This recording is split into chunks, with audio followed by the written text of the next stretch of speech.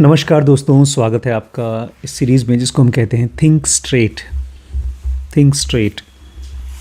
और आज के चैप्टर का नाम है think about the details even more. Think about the details even more. आज का वीडियो चालू करने से पहले थोड़ा सा मैं जो फिल्म देख के आए हम लोग, डंकी, उसके बारे में मैं आपसे शेयर करना चाहता हूँ। क्योंकि जब उस फिल्म को देख रहे थे तो हम लोग बहुत इमोशनल हो रहे थे। बहुत इमोशनल मूवी थी। उसमें एक बंदा था जिसकी गर्लफ्रेंड की शादी हो जाती किसी से, बहुत परेशान होता है, रोता है। और जो मेन हीरो है वो भी बेचारा बहुत परेशान होता है। बट ये फिल्म बहुत इम्पॉर्टेंट है क्योंकि हर साल करीब 10 लाख लोग एक देश से दूसरे देश में जाते हैं इल्लीगली। आप लोगों को पता नहीं है लेकिन हमारे भी फैमिली में एक बंदा दूसरे देश में गया है, लेकिन वो लीगली गया पैसे कमाने के लिए। पापा जी गए और पढ़ाई करने के लिए भी गए। मैं भी गया था, बड़े मम्मी भी गए थे फ़ॉरेन पढ़ाई करने के लिए। और जैसा इन लोगों के साथ हुआ वैसा तो मेरे साथ नहीं हुआ, लेकिन फिर भी मुझे बहुत बड़ा शॉक मिला था। हम लोग यहाँ से जब मैं ख़ासतौर से जब पहुँचा, यूक्रेन पहुँचा, वहाँ पर किसी को भी इंग्लिश नहीं आती थी और मुझे वहाँ की भाषा नहीं आती थी। तो ऐसा लगा था जैसे कि मैं दूसरी दुनिया में चला गया हूँ और कोई हेल्प नहीं है। जब मैं एयरपोर्ट से उतरा तो वो लेडी एक लेने आई थी मुझको, कुछ बोल रही थी, मुझे समझ में नहीं आ रहा था। मुझे गाड़ी में बैठाया, लेकर गई, हॉस्टल में छोड़ दिया। हॉस्टल में एक कमरा था, कमरे में एक बेड था, कोई गद्दा नहीं बेड पे, एक ड्रेसिंग टेबल था, बस। टॉयलेट बाथरूम में नहीं था। खाएंगे क्या ये कुछ नहीं बताया, बस वो चली गई। अब मैं परेशान, रो रहा हूँ, दुखी हो रहा हूँ। ये सब लीगली मैं गया था पढ़ाई करने फ़ॉरेन, सोच के गया था बहुत अच्छा होगा वहाँ पे, तो फिल्मों में होता है सब। फिर क्या किया होगा मैंने? अरे उस समय तुरंत क्या करूँगा? भाषा तो सीखूं, बाद में सीखूं, जब सीखूंगा। तुरंत अभी खाना खाना है, भूख लगी है। यहाँ से रात को निकले, एक एयरपोर्ट पे गए इस्तांबुल से गए ओडेसी एयरपोर्ट। वहाँ से गाड़ी में बैठे हॉस्टल पहुँच गए। हॉस्टल में एक कमरा मिल गया जिसमें कोई गद्दा वद्दा नहीं है, खाली एक बेड है, कुछ खाने को भी नहीं है और कहीं कोई हॉस्टल भी नहीं है कि जाके यहाँ खा लेंगे आप। फिर बाहर जा कर के नॉक करना शुरू किया, खटखट खटखट, दरवाज़ा नहीं खुला, खटखट खटखट, दूसरा दरवाज़ा नहीं खुला, तीसरा दरवाज़ा खुला नहीं खुला, चौथे में भारत का झंडा लगा हुआ था। मैंने कहा क्या पता कोई खोल दे। वो एक लड़का खोल करके बंद कर दिया। 10-12 नॉक करने के बाद एक बंदा बोलता है, क्या हुआ भैया, आ गए इंडिया से? ऐसा लगता है जैसे उसको पता है मेरी हालत क्या थी। बोला आइए आइए मेरे कमरे में आइए। उसने 1 हफ्ते अपने कमरे में रुकाया, खाना खिलाया, बहुत एहसानमंद हूँ उसका। फिर उसने मुझे बताया कि कैसे कैसे आपको सब कुछ खुद ही करना पड़ेगा, खाना खुद बनाना पड़ता है वहाँ पे। ये यहाँ पर हम लोगों को बताया नहीं गया था कि खाना खुद बनाना पड़ेगा। तो इस तरह की हरकत की क्यों मैंने?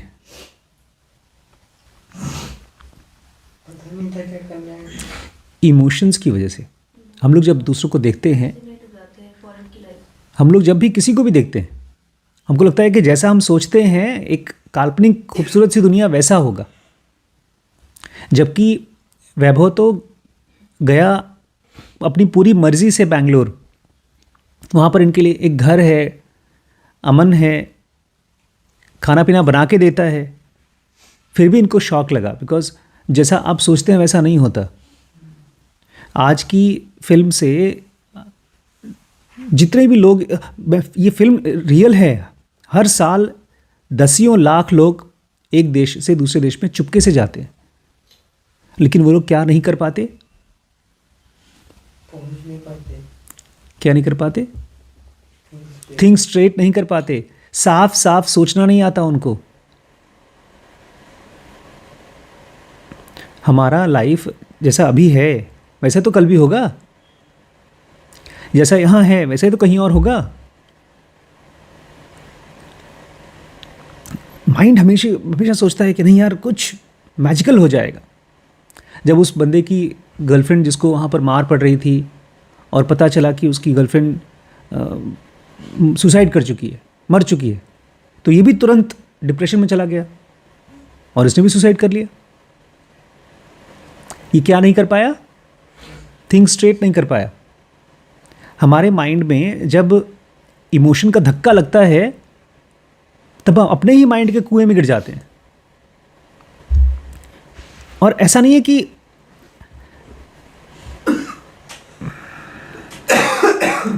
हम बच नहीं सकते। हमारी थिंकिंग इंस्ट्रूमेंट, हमारा माइंड, जैसे आंख देखती है ना कि रास्ते में गड्ढा है, ऐसे ही माइंड को भी दिखता है गड्ढा है, लेकिन फिर भी बंद हो जाता है। क्यों? क्योंकि हमारे थॉट्स छोटे बच्चों की तरह चलते हैं, थॉट्स नहीं देख पाते, इसलिए थॉट्स को ठीक करना पड़ेगा। इस फिल्म को देख करके मुझे अपना 20 साल पुराना पास्ट याद आ रहा था। आज मैं और बड़ी मम्मी दोनों बोलते हैं कि अगर हमको फिर से रिवाइंड करके वापस जाना हो तो हम नहीं जाएंगे यूक्रेन, हम इंडिया से कोई चीज़ पढ़ाई करेंगे। उसमें हम लोग का जो पैसा खर्च हुआ तो खर्च हुआ, लेकिन जो अपॉर्चुनिटी आपका रैशनल माइंड, इंटेलिजेंट माइंड ले सकता है सोच समझ के, वो इमोशनल माइंड नहीं ले सकता। इसलिए अपने को पहचानना होगा हमारे इमोशनल रिस्पॉन्सेज। ये फिल्म बनाई है राजू हिरानी ने। फिल्म का नाम है डंकी, और इसमें कहानी ये है कि हर साल लाखों लोग चुपके चुपके एक देश से दूसरे देश में जाते हैं। इंडिया से जाएंगे चुपके से पाकिस्तान, उसमें उनका जान का खतरा है, पाकिस्तान से फिर दूसरे देश में, फिर तीसरे देश में, ऐसे करते करते जाते हैं। कभी छोटी छोटी नाव में, कभी ऑयल के टैंकर में।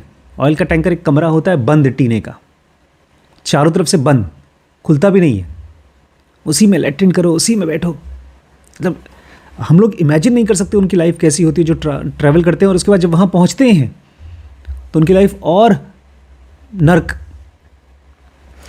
ये सब हम करते क्यों हैं? क्योंकि जो अभी लाइफ है, अभी उस पर हमको भरोसा नहीं है कि अगर हम रोज़ रोज़ कुछ कुछ करते जाएं तो हम निकल सकते हैं अपनी परेशानियों में से। हमको हमारी परेशानियों में से निकालता है हमारा माइंड, चाहे वो पढ़ाई लिखाई करके हो, चाहे मेहनत करके, चाहे सही तरीके से सोच करके। अभी ऊपर बड़ी मम्मी पता है क्या कर रही हैं? उनका आज का ट्यूशन चल रहा है। आजकल वो डाटा एनालिटिक्स पढ़ रही हैं। आज दूसरी क्लास थी, उसमें लखनऊ से एक टीचर ने बताया कि 6 महीने का कोर्स है, अगर आप उसको कर लीजिए तो आजकल ढेर सारी बड़ी बड़ी कंपनीज़ में, जो भी हम लोग इंटरनेट पर सर्फिंग करते हैं, व्हाट्सएप्स में या इंस्टाग्राम में या फेसबुक में, जो कुछ भी हम करते हैं उसमें ढेर सारा डाटा निकलता है। डाटा मतलब इन्फॉर्मेशन। जैसे गवर्नमेंट ये चाहती है कि सारे मरीज़ों का गवर्नमेंट के पास डाटा जाए, लेकिन ये डाटा अपने आप में इतना अरबों डाटा है कि कुछ समझ में नहीं आता कि क्या करना है इसके साथ। तो और इसकी नौकरी बताते हैं, बड़ी मम्मी खोज रही थी कि टॉप 10 कौन कौन सी हाईएस्ट पेड नौकरियां हैं पूरी दुनिया में, तो उसमें ये है। इसकी सैलरी करोड़ों में जाती है, तो वो भी सीखना चाहती हैं, और वो आसान नहीं है। ये बेचारे सब जाना चाहते थे, पंजाब से लंदन जाना चाहते थे। एक मैडम जाना चाहती थी क्योंकि उनका घर गिरवी पड़ा हुआ है, तो उनको लगा कि मैं लंदन चली जाऊंगी तो वहाँ से पाउंड्स में कमाऊंगी तो मैं अपना घर निकाल सकती हूँ, गाड़ी पूरा हो जाएगी, घर वापस मिल जाएगा। एक भाई साहब जाना चाहते थे क्योंकि उनकी गर्लफ्रेंड की शादी हो गई थी वहाँ, तो जाकर उसको वापस बचाना चाहते थे। सबके अपने अंदाजे थे। इनको देख करके मैं चाहता हूँ हम अपने अंदाज़ों को पकड़ सकें। अभी हम लोग पढ़ेंगे, जो सेम एज एवर में पढ़ेंगे, तो आप देखेंगे कि जो आदमी भी शॉर्टकट लेता है वो हमेशा लॉन्ग कट में और लंबा हो जाता है उसका जर्नी। मैंने जितने भी शॉर्टकट्स लिए हैं, शॉर्टकट्स में समझते हैं ना, शॉर्टकट मतलब कोई चीज़ करने का आसान तरीका। जैसे मान लो श्रवण है, श्रवण को लगता है सर हम बहुत दिन से सीखना चाहते हैं एडिटिंग, फंस गए हैं, वो कर रहे हैं, टैली सीख रहे हैं। या गरिमा को लगे कि हम कुछ नहीं कर रहे हैं, कर रहे हैं कुछ नहीं कर रहे हैं। वैभव तुम कुछ कर रहे हो? वैभव कर रहे हैं रोज़ रोज़। शीश भी थोड़ा बहुत कुछ कर रहे हैं। जो भी आदमी थोड़ा थोड़ा रोज़ रोज़ करता है वो तो कहीं आगे बढ़ सकता है, लेकिन जो आदमी सोचता है मेरे को कोई शॉर्टकट मिल जाए पहुंचने के लिए, और लोग लेते हैं शॉर्टकट्स, वो उल्टा और भी ज़्यादा फंसता है। इस फिल्म को देख करके एक समझदार आदमी को यही समझना चाहिए कि शॉर्टकट है ही नहीं दुनिया में, केवल शॉर्टकट का इल्यूजन है, भ्रम है। अभी तो हम लोग 5-6 लोग यहाँ बैठे हैं, 6 लोग।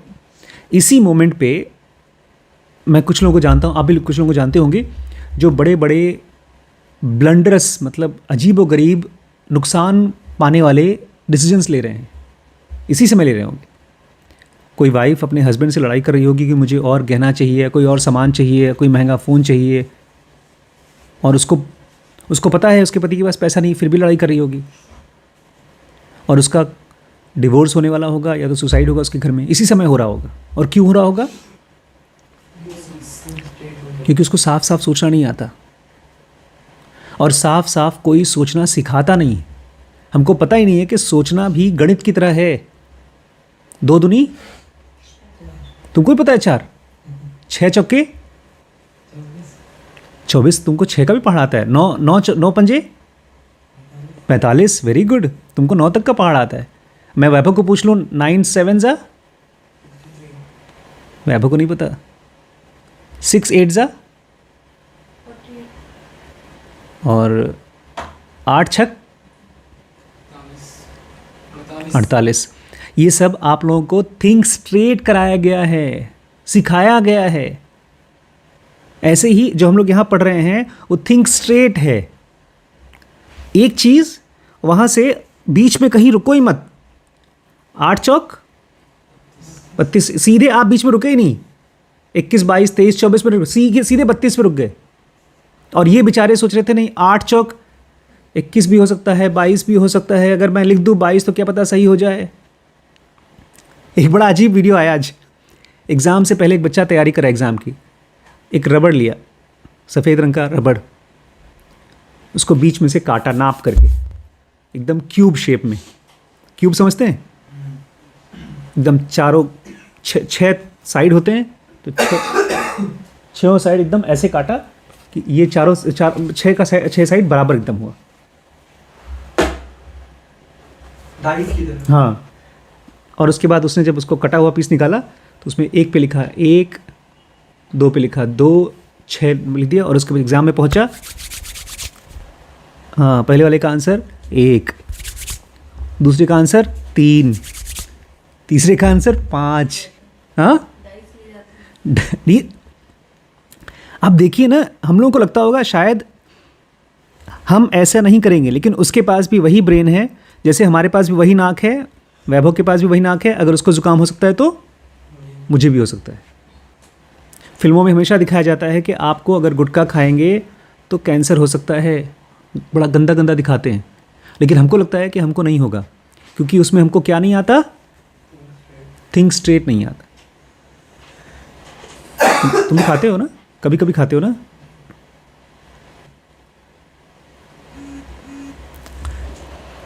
आज का टॉपिक है think about the details even more. अगर आपको सोचना है तो डिटेल्स के बारे में और ज़्यादा सोचिए, थोड़ा सा और ज़्यादा। इसको हम लोगों ने कुछ दिन पहले बात की थी, ऐसे ही जनरल। जब मैंने साईं बाबा के ऊपर वीडियो बनाना शुरू किया था तो मैंने आप लोगों को बताया था कि अगर सक्सेसफुल होना है तो जितना डिटेल हो सके उतना डिटेल में जाओ। आज मैंने फिर से उस दुकान की बात की है ख़रीदने के लिए। वहाँ है जो हॉस्पिटल रोड पे आगे चल के एक दुकान है, और करीब 9 लाख की बता रहा है, प्लस 2 लाख रुपए और खर्चा होगा तो 11 लाख रुपए होगा। तो मैं वैभव को बता रहा था कि यार कुछ डिस्काउंट बड़ी बड़ी चीज़ों पे मांगना चाहिए। बहुत बहुत बहुत डिस्काउंट मांगा मैंने। तो उसने कहा ठीक है, आपके लिए 10,000 रुपये कम कर देंगे, तो 8,90,000 का देगा। उसके बाद फिर मैंने उसको और 2-3 डिटेल और पूछा। मैं गया दुकान में उसका कागज़ वगैरह मांगने के लिए, उस कागज़ को दिखाऊंगा, मैं वकील को दिखाऊंगा। और उसके बाद मैं पूरे रास्ते पर सोचता रहा आखिर यहाँ पर कौन सी दुकान चलेगी। आसपास में स्कूटर और मोटरसाइकिल के सर्विस की दुकानें हैं, स्पेयर पार्ट्स और सर्विस। और उस दुकान में उस आदमी ने कंप्यूटर के स्पेयर पार्ट्स रखे हैं, पुराने कंप्यूटर, पुराने लैपटॉप, पुराने प्रिंटर, और उसके बारे में मैं पूछ रहा था कि अच्छा तुमने क्यों दुकान लिया, कब दुकान लिया, छोड़ क्यों रहे हो, बेच क्यों रहे हो। ये सब मैं गया था डिटेल लेने के लिए। डिटेल समझते हैं क्या होता है? जितना बारीकी से किसी चीज़ को आप जान सकते हैं। I overlooked small details and it cost me a lot. अब आमतौर पे हमारी जो लाइफ होती है ना, उसमें बहुत ज़्यादा तो होता नहीं, ना रुपया पैसा होता है, ना हमारा बहुत टाइम बहुत इंपॉर्टेंट होता है, इसलिए हम लोगों को नुकसान भी बहुत बड़े नहीं होते। लेकिन जो लोग थोड़ा सा कमाना शुरू कर देते हैं, वो जब डिटेल पे ध्यान नहीं देते हैं तो उनका बहुत नुकसान होता है। हमारे ऑथर कह रहे हैं कि मैंने बहुत से छोटी छोटी डिटेल पर ध्यान नहीं दिया, उसकी वजह से मुझे बहुत नुकसान हुआ। But the lesson I learn was more valuable than the business I could gain. लेकिन इस पूरे प्रोसेस में जो मैंने ज्ञान लिया, जो लेसन लिया, वो पैसे से ज़्यादा इम्पॉर्टेंट है। Details are probably the most important thing in business, work, sports, arts and life in general.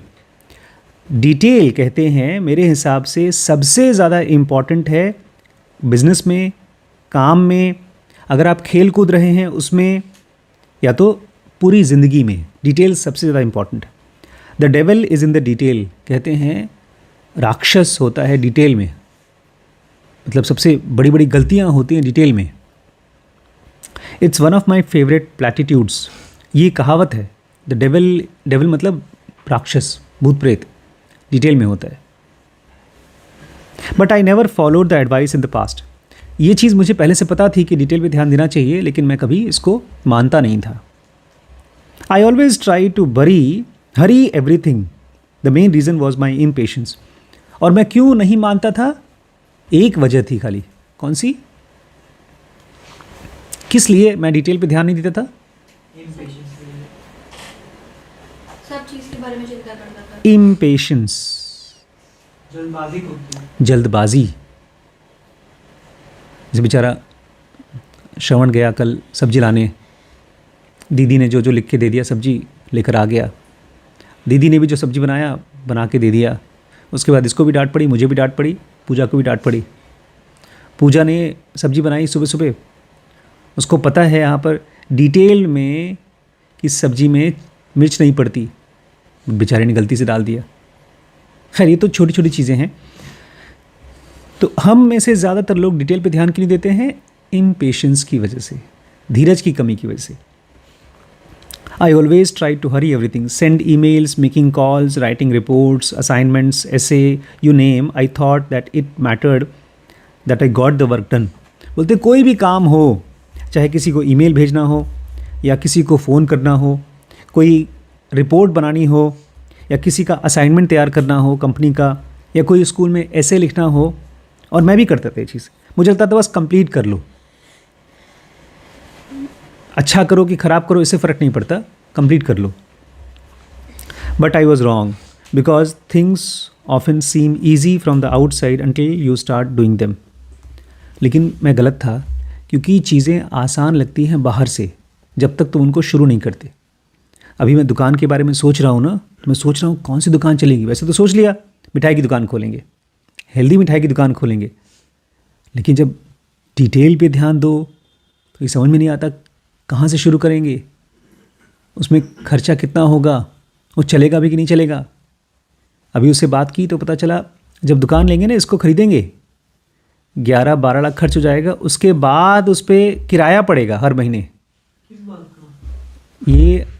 ये आवास विकास की दुकान है, नगर निगम की। आवास विकास नहीं, नगर निगम की दुकान है, वो उनकी प्रॉपर्टी, और वो आपको किराए पर देती हैं। नहीं, दुकान। ये पहले हमको पता ही नहीं था, एक तरह से लीज पर देती हैं। तो जब चाहे तब ले भी लेंगी वापस? वो ले सकती हैं, लेकिन एक बार आपको अलॉट हो गया तो उसके बाद वो लेती नहीं, बिकॉज वो उनका कमाई है। और जितनी बार भी वो दुकान किसी और को देगा, कोई आदमी एक तरह से अपना रेंटल किसी और को देगा, तो उसकी 25% किराया बढ़ जाएगा।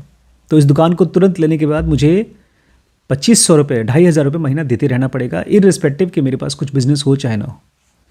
और वो आदमी क्यों बेच रहा है? उसको पैसा चाहिए, बोल रहा था मुझे हज जाना है, हज जाके अपनी घूमना है भगवान के मंदिर में। हज नहीं जाते मुस्लिम लोग, वहीं जाना है।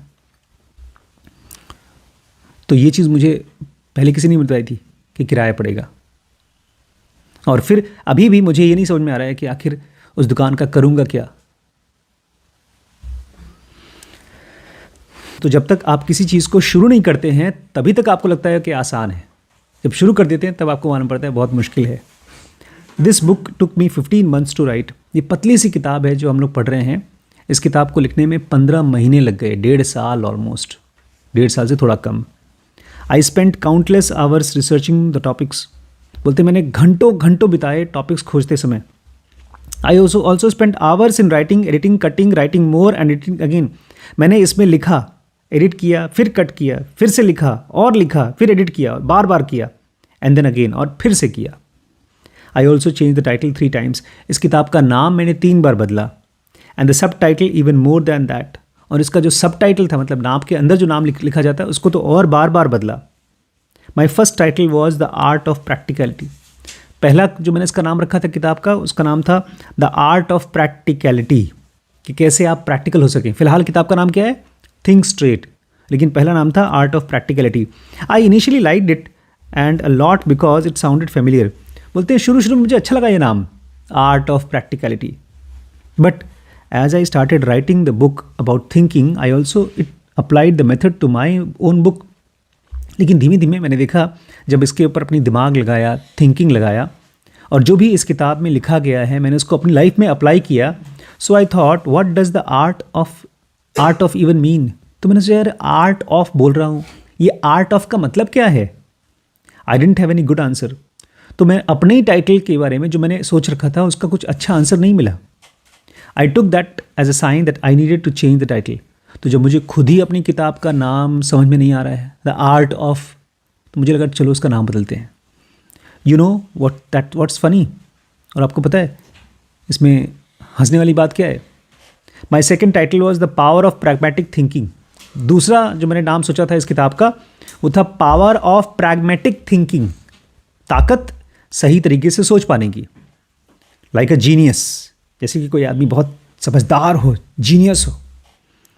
आई came up with another generic title which was even longer than the previous one. तो देखा जाए तो पिछला वाला जो टाइटल था उससे भी लंबा टाइटल हो गया ये। Do you know how many book start with the power of? अच्छा, आपको पता है दुनिया में कितनी किताबें शुरू होती हैं जो लिखी गई हैं उनका नाम पावर ऑफ से शुरू होता है? A quick book title search in good red with power of gave me 83,895 results. जब मैंने इसको इंटरनेट पे सर्च किया, एक वेबसाइट है जिसमें किताबों का नाम खोज सकते हैं आप, गुड रीड्स में पावर ऑफ के नाम से कितनी किताबें लिखी गई हैं? 83,895। तो जैसे मैं अपने बच्चे का नाम क्या रख दूं? राहुल। राहुल कितने लोग हैं दुनिया में? 83,000 ढेर सारे। आशीष बहुत है दुनिया में, बहुत ज़्यादा लोग हैं आशीष। मेरा भी नाम आशीष पड़ गया।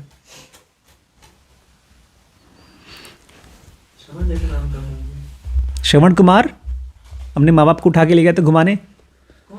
अरे रामायण में एक श्रवण कुमार बहुत फेमस था। माँ बाप हमेशा चाहते हैं हर बच्चा श्रवण कुमार बने।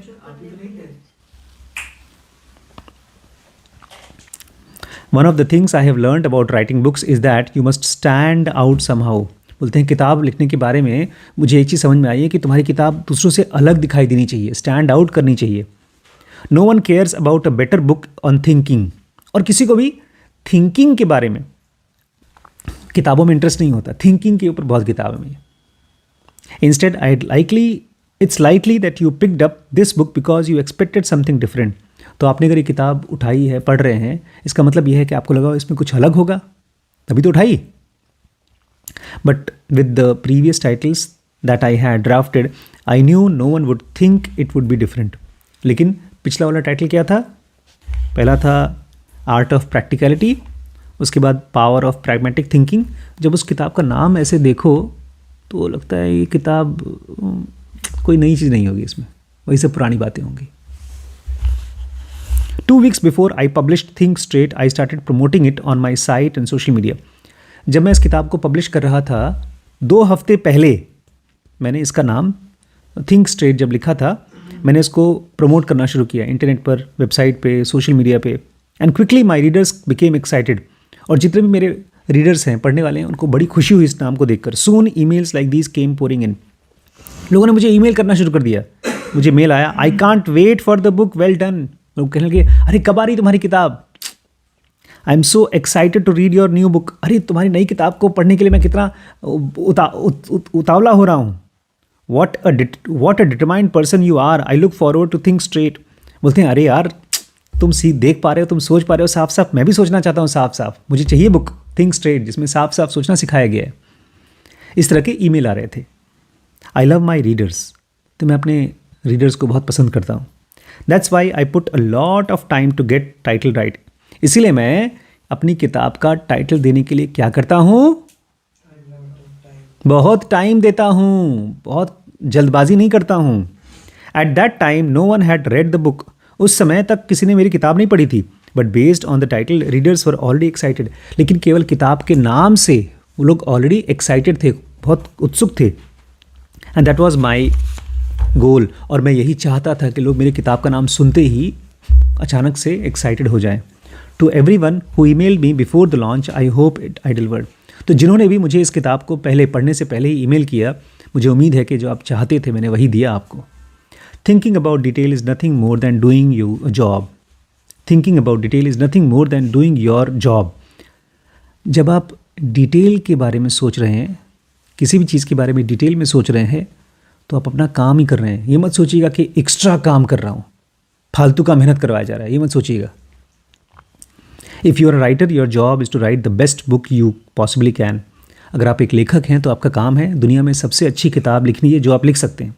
अगर आप डिज़ाइनर हैं तो आप सबसे अच्छा डिज़ाइन बनाइए। If you are not here to write one book and call it quits, you are not here to write one book and call it quits और design one product and retire. अगर आप यहाँ पर किताब लिख रहे हैं तो ऐसा नहीं है कि आपने एक किताब लिख दिया उसके बाद छोड़ दो, जा रहे आराम करने, ऐसा नहीं है। अगर आप डिज़ाइनर हैं तो एक डिज़ाइन बना करके आप ख़त्म नहीं कर देंगे। If you want to grow financially, spiritually, mentally, you must revisit the details all the time. अगर आप ग्रो करना चाहते हैं पैसे रुपए में, आध्यात्मिक रूप से ध्यान में या माइंड में, तो आपको बार बार वापस जाना होगा डिटेल में। नेवर अंडर एस्टिमेट और overlook the details if you want to do a job right. इसलिए कभी भी इसकी इंपॉर्टेंस को ओवरलुक मत करिएगा, डिटेल्स की इंपॉर्टेंस को। और अगर मान लीजिए आप डिटेल के ऊपर ध्यान नहीं देते हैं, आपका मन नहीं लगता किसी चीज़ पे डिटेल में घुसने के लिए, तो उससे अच्छा आप काम करिए ही मत। अभी देखिए हम लोग यहाँ पर कारपेट बिछाए काला, ये सही था कि गलत डिसीजन? सही था। इसी रेट पे, इसी कॉस्ट पे हम लोगों ने ऊपर बिछाया, वो रबड़ वाला बिछाया, वो सही डिसीजन था कि गलत था? वो इससे गलत था। तो अब जब भी मेरे पास थोड़ा पैसा इकट्ठा होगा तो मैं उसको बदलवा करके कारपेट बिछवाऊंगा। ये डिटेल है। यहाँ पर भी मैं वही बिछाने वाला था, ये तो मुझे लगा चलो एक कमरे के साथ एक्सपेरिमेंट करते हैं, और मैं भी नहीं कर रहा था, ये बड़ी मम्मी कर रही थी। बोल रही थी कि अगर यहाँ पर कारपेट रहेगा तो लोग चप्पल पहन के नहीं आएंगे, तो हमारी किताबें कम गंदी होंगी। और ये बड़ी मम्मी ही हैं जो मुझसे कहीं ज़्यादा डिटेल पे ध्यान देती हैं। इसलिए जब भी हम उनसे कोई बड़ी बड़ी बात बोलते हैं कि ये भी हो जाएगा, वो भी हो जाएगा, उनका दिमाग जाता है शॉर्ट टर्म में कि कैसे होगा। एक एक छोटा छोटा काम दिखाई देता है उनको। मैं उनको बोलता हूँ, मैं तो आसमान में पंछी उड़ता है, ऐसे मैं उड़ने वाला पंछी हूँ, ऊपर से देखता हूँ सब कुछ, और तुम ज़मीन पे चल चल के हर चीज़, छोटी छोटी चीज़ देखती हो। डिटेल में जो आदमी सोचेगा ना, वो सब कुछ कर पाएगा। इसी के अभी साथ तुरंत नेक्स्ट वीडियो में बनाना चाहता हूँ आपके साथ। आपको शॉर्ट टर्म में, मतलब आज, कल, परसों, नरसों, खूब ध्यान देना चाहिए डिटेल में। और जब आप डिटेल में ध्यान देंगे ना, हमेशा डिप्रेशन में जाएंगे। आपको लगेगा बाप रे बाप, इतना काम, इतना काम, इतना काम, काम करने का मन ही नहीं करेगा। लेकिन लॉन्ग टर्म में कुछ और करना चाहिए। वो क्या करना चाहिए आपको अगले वीडियो में समझ में आएगा। ठीक है।